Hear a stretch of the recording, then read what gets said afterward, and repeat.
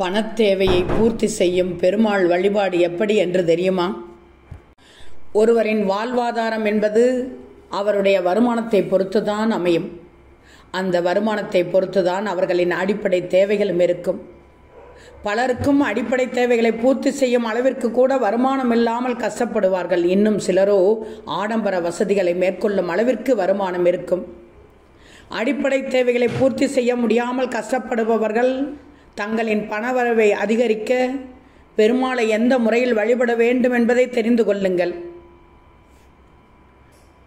இதற்கு ஒவ்வொருவரும் கடுமையாக உழைக்கணும். கடுமையாக உழைத்து அதன் மூலம் பணவரவை அதிகரித்து அதன் அடிப்படையிலேயே வசதியான வாழ்க்கையை மேற்கொள்ளணும் என்ற எண்ணம் இருந்தால்தான் அந்த வசதியும் நிலைக்கும், சம்பாதித்த பணமும் நிலைக்கும். இப்படி கடினமாக உழைத்தும் தங்களால் தங்களுடைய வாழ்வாதாரத்தை உயர்த்து கொள்ள முடியாத நிலையில் இருப்பவர்கள் பெருமாளை வழிபடணும்.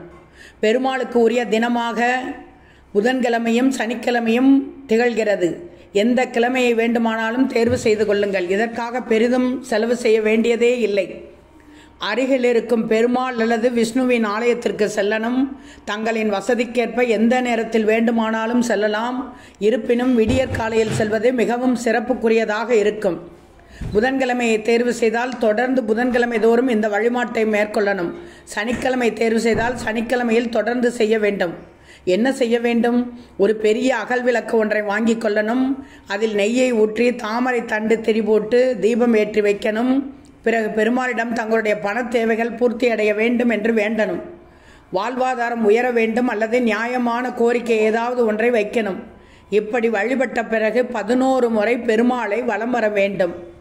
அவ்வாறு வலம் வரும்போது ஓம் நமோ நாராயணா என்னும் மந்திரத்தை மனதிற்குள் மனதார உச்சரித்து வேறு எந்த நினைவும் வேறு எந்த சிந்தனையும் இல்லாமல் அவரை மட்டுமே நினைத்து வலம் வர வேண்டும். இப்படி தொடர்ந்து 27 வாரங்கள் செய்து வர தாங்கள் எந்த கோரிக்கையை வைத்து இந்த வழிபாட்டை மேற்கொண்டீர்களோ அந்த கோரிக்கை கண்டிப்பான முறையில் நிறைவேறும். அதோடு மட்டுமல்லாமல் பணவரவும் அதிகரிக்கும். அதே சமயம் அடிப்படை தேவைகளும் பூர்த்தியடையும். நியாயமாக கிடைக்க வேண்டிய விஷயத்தை மட்டுமே வேண்டுதலாக வைத்து இந்த பெருமாளுடைய வழிபாட்டை மேற்கொள்ள வேண்டும் என்பது மிகவும் குறிப்பிடத்தக்கது.